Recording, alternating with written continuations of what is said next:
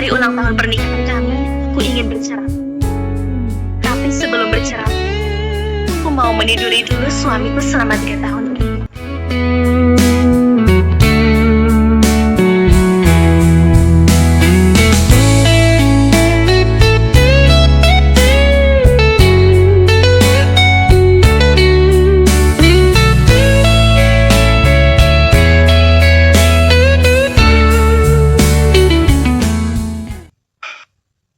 Kalau nggak mau cerai, ya jangan. Kamu kan juga menyukainya. Sekian tahun kamu menyukainya, sampai akhirnya kalian menikah. Kamu yakin rela berpisah? Jangan dengarkan Ana. Semua juga tahu kalau Daniel sama sekali nggak punya rasa padamu. Begitu gadis pujaannya kembali, Daniel hujani dia dengan 3 sumber daya utama. Itu artinya dia sama sekali nggak menganggapmu, kan? Siapa tahu salah paham. Nggak ada salah paham. Daniel sama sekali nggak mencintaimu. Kamu belum mau cerai juga. Kamu mau jadi bulan-bulanan orang lain. Erika, jangan karena seorang pria, kamu jadi abaikan harga dirimu. Begitu gadis pujaan Daniel berkuasa, kamu cuma bakal jadi selir sekaligus pembantu. Begitu dia bangun, aku akan bahas soal perceraian. Istriku lagi menyentuhku kan? Pura-pura tidur saja. Biar makin lama disentuh. Siapa itu yang bicara? Kok istriku nggak menyentuhku lagi? Apa dia sadar aku lagi pura-pura tidur? Aku mendadak bisa mendengar suara hatinya.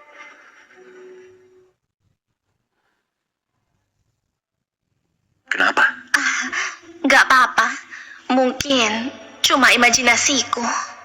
Daniel dan aku selalu saling menghormati. 3 tahun lalu pada malam pertama kami, dia bahkan meninggalkanku pergi ke ruang kerja. Mana mungkin dia bakal berkata seperti itu. Gita benar. Sudah saatnya kami bercerai. Aku nggak mau lagi menjalani 3 tahun itu. Apa nggak ada yang mau kamu katakan padaku? Soal semalam, aku minta maaf. Selama 3 tahun menikah, Daniel memperlakukanku seperti robot. Sama sekali nggak ada gejolak emosi. Sekarang Alisa sudah kembali. Mungkin aku harus melepaskan Daniel agar mereka bisa bersama. Kita ini kan suami istri. Soal semalam, kamu nggak perlu minta maaf. Ayo kita cerai.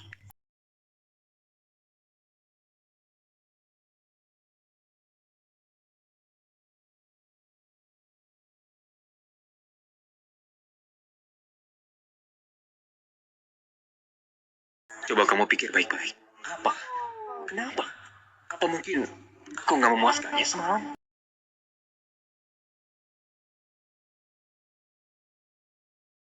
Apa ini sebenarnya? Dari mana asal suara itu? Kamu kenapa? Jangan bilang karena aku saking mencintainya dan berharap dia memilihku, aku jadi halusinasi, kan? Bukan apa-apa. Aku sudah minta pengacara buatkan perjanjian. Oke. Sudah kuduga aku cuma halusinasi. Coba baca dulu. Ada poin lain yang mau ditambahin?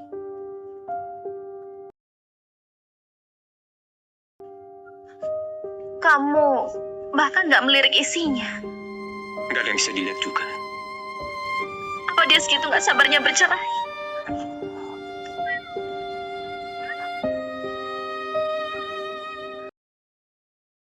Maaf. Ini halamannya jadi kotor. Masih punya salinan lain. Beneran ada salinan lain. Nggak mau. Aku nggak mau tanda tangan. Kalau aku tanda tangan, istriku nggak menginginkan pulang. Kalau aku cuma halusinasi, rasanya nggak mungkin senyata ini. Aku nggak mau cerai. Jangan minta aku tanda tangan di salinan lain. Aku nggak halusinasi. Aku beneran bisa mendengar suara hati suamiku. Maaf. Aku lupa bawa salinannya. Nggak masalah. Kita cari lain waktu saja. Syukurlah. Aku nggak perlu cerai dari istri. Tapi lain kali kau harus cari alasan biar nggak tenang. Ini memang suara hati Daniel. Ini beneran ungkapan perasaannya. Kenapa berbeda sekali dengan kepribadiannya? Kenapa istriku menatap mulutku? Apa mungkin semalam aku mencium tempat yang nggak seharusnya? Semalam itu? Aku agak mabuk semalam. Nggak usah dipikirkan. Nggak apa. Ini nggak akan mengaruhi hubungan kita. Apa maksudnya? Dia ingin kembali menjalani hubungan yang dingin itu. Kalau gitu, kapan kamu ada waktu? Maaf, aku angkat telepon dulu. Dia buru-buru banget mau angkat telepon. Itu pasti telepon dari Alisa. Dia nggak mau bercerai. Mungkin semata-mata karena nggak mau merusak kehidupan yang damai saat ini. Garis pujaannya yang sebenarnya tetaplah Alisa. Untung saja ada telepon musuh. Aku jadi punya alasan buat menunggu. Kalau enggak, istriku pasti tanya lagi. Apaan aku punya waktu buat bahas perceraian? Dia menghindariku membahas soal perceraian. Bukan karena yang menelponnya itu Alisa. Lagi ada masalah gawat di kantor. Aku harus segera menanganinya. Aku harus apa? Gimana kalau istriku bahas perceraian lagi? Iya, kamu pergilah. Apa katamu? Kamu belum bercerai? Ada beberapa hal yang belum selesai. Aku mau pikir-pikir dulu sebelum memutuskan. Kalau aku bilang aku bisa mendengar suara hati Daniel, mereka pasti anggap aku gila. Erika, kamu nggak punya rasa malu. Dia saja nggak menyukaimu. Jadi kenapa kamu tetap ngotot jadi istrinya sih? Gita, kata-katamu terlalu kasar. Gimana pun juga, Erika itu kan teman kita. Kamu makanlah buah. Erika, kita berempat ini tumbuh bareng dan sudah lama bersahabat. Kamu tahu Gita itu belak-belakan. Kata-katanya yang kasar itu demi kebaikanmu sendiri. Jangan marah ya. Lalu ku dengar Daniel lagi siapin acara buat Alisa untuk kasih entah peluang apa padanya. Mungkin dia nggak sempat menangani urusan kalian. Selama 3 tahun menikah, mana pernah Daniel mengurus Erika? Belakangan ini juga dia mengabaikan Erika. Sayangnya malah ada yang mengharapkan sebaliknya. Rasakan tuh. Gita, kamu ini bicara apa sih? Daniel itu kan dulunya pria idaman para sosialita ibu kota. Lagian, Erika juga sudah bertahun-tahun menyukai Daniel. Wajar saja kalau Erika belum bisa melepaskannya. Erika, apa kamu nggak menyadari kalau selama ini cuma Kak Hans yang beneran peduli dan perhatian denganmu?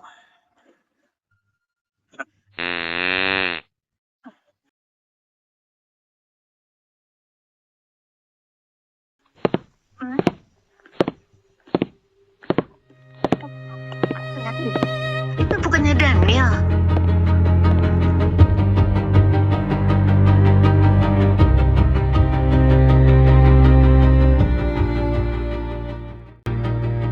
Erika, Daniel selalu menunjukkan kemesraannya bersama gadis pujaannya. Kamu tetap nggak mau bercerai dengan pria yang sama sekali nggak mencintaimu. Beneran bikin malu kamu wanita saja.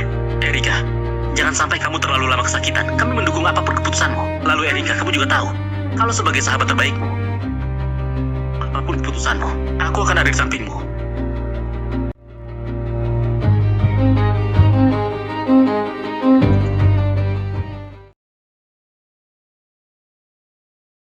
Daniel, kamu kenal orang-orang itu? Nggak penting. Ayo. Yuk, ruang private ada di sana. Dia bahkan pura-pura nggak mengenaliku di depan Alisa. Dia juga bilang aku nggak penting. Padahal semalam dia terus nggak mau melepaskan aku. Tapi dalam sekejap, dia bertukar pandang tentang pria lain. Dan buku dipenuhi. Namanya Hans Utomo. Dia teman masa kecilku.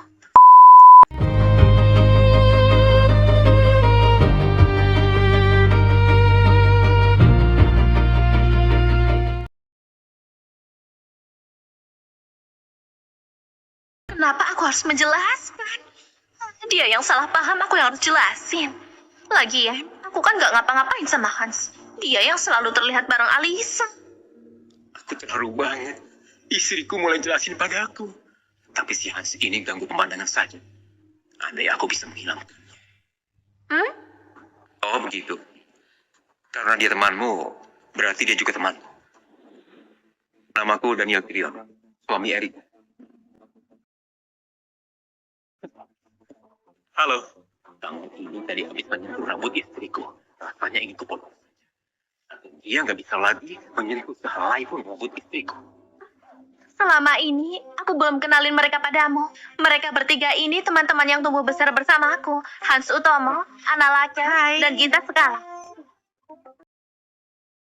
Kenapa istriku nggak tanya soal Alisa yang ada di sampingku?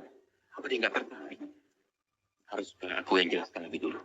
Oh, ini siapa? Dia Alisa Sutanto, artis yang baru bergabung dengan perusahaan. Ini istriku, Erika Sakti.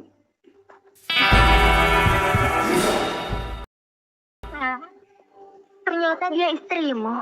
Kenapa nggak pernah kamu kenalkan?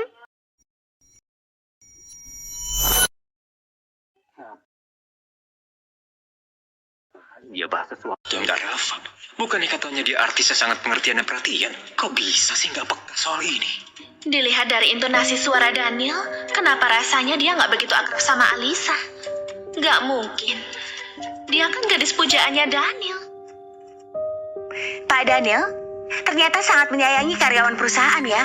Padahal sudah selarut ini. Tapi rela bertemu terpisah demi bahas pekerjaan. Sudah dia, apa-apaan sih? Memangnya aku salah bicara? Pak Daniel kan seperhatian itu sama Nona Alisa. Itu karena aku baru kembali dari luar negeri. Dan ini pertama kali aku berkarir di sini. Aku belum familiar dengan apapun di sini. Soal Daniel, ini juga karena hubungan kami dulu. Dia berjanji akan menjagaku dengan baik. Nona Erika, gak keberatan kan?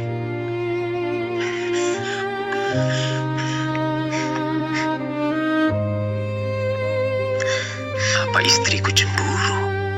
Aku nggak mau istriku salah paham. Tapi aku juga mau lihat dia cemburu. Gimana dong? Aku nggak keberatan kok. Nona Alisa sendiri bilang ini urusan pekerjaan. Apa dia sama sekali nggak peduli?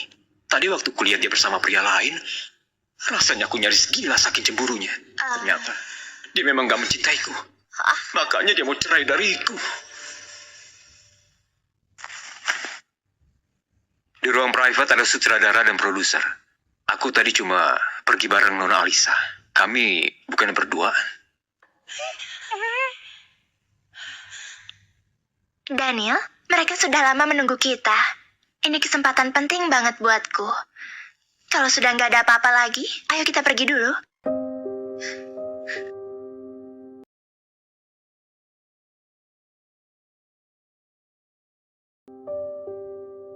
Aura Pak Daniel dominan banget. Wajar jadi tokoh penting kalangan elit. Pantas saja orang-orang bilang, lebih baik kalah bakar daripada ketemu Pak Daniel. Dia itu pebisnis ulung yang berdarah dingin. Aura yang mengesankan itu bukan lelucon. Itu karena kamu nggak bisa dengar suara hatinya.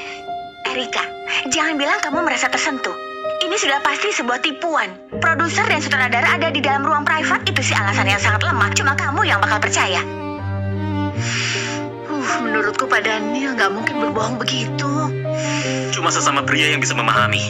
Ini tipe kebohongan yang gak berbahaya. Kami gak keberatan menipu pasangan kami begini. Erika, aku berbeda loh. Aku gak akan membohongimu. Kalau bukan karena Daniel tadi salah paham soal aku dan Hans, aku pasti belum menyadari kalau Hans kayaknya terlalu ikut campur dengan kehidupan asmaraku.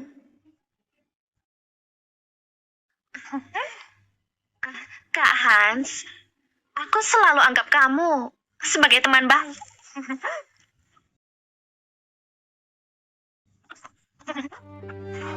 Erika, aku beneran gak paham sama kamu. Kok bisa sih kamu masih menyimpan rasa pada seorang pria yang tega meninggalkanmu di malam pertama? Sadarlah, dia sama sekali gak mencintaimu. Kamu masih muda, kan lebih baik meminimalisasi kerugian. Bukankah lebih baik bersama pria yang mencintaimu? Sebelum mendengar suara hati Daniel, aku berpikir begitu. Kali ini, aku harus luruskan semua kesalahpahaman. Aku harus bertanya dengan jelas. Sekalipun harus bercerai, tetap saja jangan ada kesalahpahaman.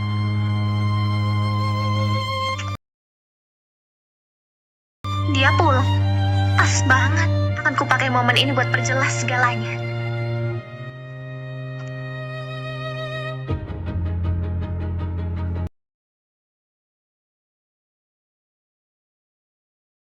Memang mau berapa kehidupannya?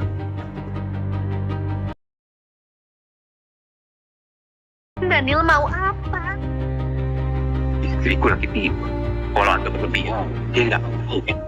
Buat ciuman, mengelusnya. Yang penting, aku enggak. Aku mencintai. Aku mencintai.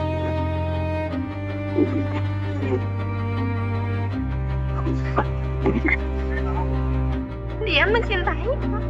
Alasan dia nggak mau bercerai itu karena dia mencintaiku. Dia bilang, dia dan aku hanya berteman. Harusnya aku mempercayainya. Tapi begitu kulihat dia sedang bersama pria lain, rasanya aku ingin dia tetap di situ. Gimana kalau hari berikutnya dia bantu aku rantai dia dan aku gembok rantainya yang dibuatku. Pasti nggak bisa.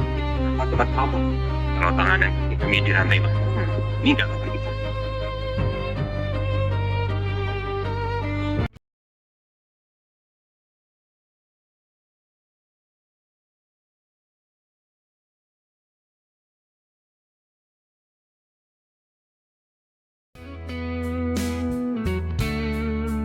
Itu nggak mabuk.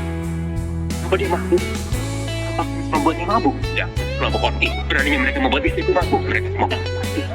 Kukira dia nggak peduli mau aku berteman sama siapa. Ternyata hatinya bergejolak.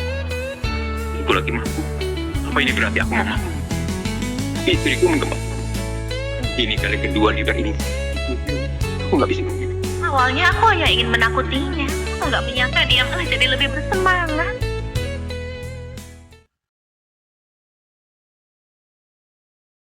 Erika. Erika. Kamu mabuk? Kalau dia nggak mabuk, dia nggak mungkin menciumku duluan kan? Erika, kamu tahu siapa yang lagi kamu cium sekarang?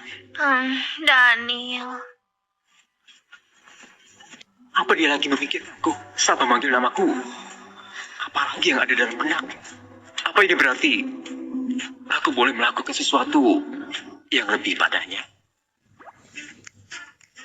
Kira-kira istriku bakal marah nggak ya pas bangun? Aku nggak bisa terus pura-pura mabuk atau semuanya nanti jadi nggak terkendali. Daniel. Kamu mabuk. Aku cuma ingin mengecek kondisimu. Jangan sampai istriku salah paham dan mengira aku ini tipe pria yang suka memanfaatkan. Maaf, aku mabuk. Tadi kamu mau ngapain? Kamu mau melakukan apa padaku? Kulihat kamu mabuk. Aku takut kamu gak enak badan. Jadi aku mengecek kondisimu. Gak usah dipikirkan. Tadi kamu mencuri ciuman dariku, kan? Kamu terlalu mabuk. Aku gak mungkin begitu. Istriku menyalahkan aku. Aku memang berencana mencuri ciuman. Tapi kan belum kulakukan. Tapi apa ini berarti tadi istriku mimpi aku menciumnya? Maaf, aku mabuk. Aku gak mau membatasi kebebasanmu. Tapi ini sudah larut. Lebih baik jangan mabuk di luar rumah. Apa teman-temanmu sama sekali gak peduli dengan keselamatanmu? Apalagi si Hans itu. Dia sudah pasti berniat jahat. Mereka itu teman-temanku. Kami tumbuh bareng sejak kecil. Bersama mereka pasti baik-baik saja. Silakan kamu putuskan sendiri. Teman masa kecil apanya? Mereka biasanya cuma mendesakmu untuk bercerai. Mereka nggak tahan melihatmu hidup enak. Cuma istriku saja yang belum paham. Dan tetap anggap mereka teman baik. Soal perceraian. Istriku bahas lagi soal perceraian. Aku harus cari alasan. Kamu minum berapa banyak? Hah? Mau kebuatkan super mabuk? Gimana kalau besok bangun pagian? Kepalamu pasti sakit. Istirahat. Kebuatkan super mabuk. Sikapku ini bukannya terlalu ketahuan. Sudah, biarkan saja. Asalkan perceraian nggak diungkit, apa juga boleh. Kamu nggak mau bercerai ya? Tentu saja bukan. Gawat. Aku nggak seharusnya bilang begitu. Gimana kalau istriku jadi salah paham? Gimana ini kalau dia mau cerai? Tentu saja aku nggak mau bercerai. Sampai mati pun aku nggak mau cerai. Tapi gimana kalau istriku malah mengira aku terus mengganggu hidupnya? Aku nggak mau dibenci istriku. Apa perlu ku jelaskan? Haruskah aku jelaskan? Tadi aku mau bilang kalau nggak mau cerai ya sudah. Apa maksudnya itu? Istriku setuju nggak jadi bercerai. Tapi karena kamu mau pisah. Sebenarnya aku tidak bicara apa sih? Apa sudah terlambat untuk mengubah pilihanku? Aku nggak mau cerai. Sebenarnya perceraian itu hal yang sangat merepotkan. Kalau bisa, nggak usah cerai saja. Cuma itu alasannya. Gak ada alasan lain. Lalu, itu juga akan mengaruhi harga saham perusahaan. Kecuali kalau perlu, lebih baik nggak usah cerai. Nggak ada hubungannya sama harga saham. Aku cuma nggak mau cerai dari istriku. Oh. Terus, apa kamu membenciku?